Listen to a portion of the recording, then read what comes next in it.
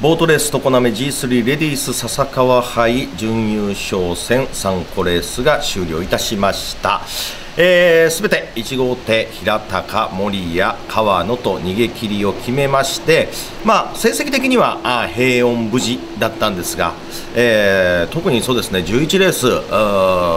もうエース機お化けモーターと言ってもいいでしょう。川野選手が少しスタートね、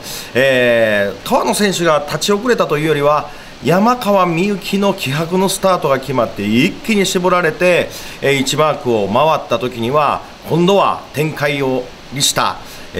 常滑の女城主谷川理恵選手の差しが見事にはまって、こりゃ川野芽衣負けたかと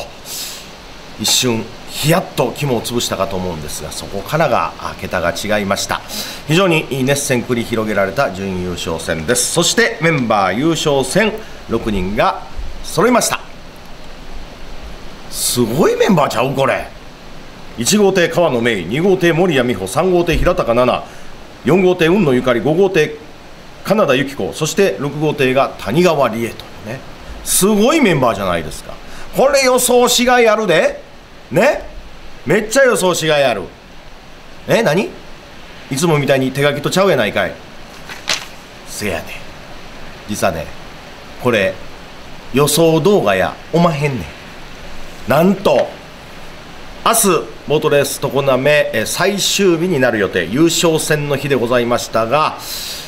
悪天候が予想されるため中止順延となりました。でしょ。でもしゃあないわこれね。昨日よりやはり雨音が強いしね、今夜から明日の朝にかけてこの東海地区にも直撃という話もありますから、しゃあないわな。でもね、明日一日この優勝戦だけを予想する楽しみはできたわね。もうこれをみっちり明日一日かけて予想したいと思います。今日は台風接近間近の常滑より皆様に中止の順延のお知らせ動画でありました。それでは明後日熱戦繰り広げられるレディース笹川杯、申し訳ございません、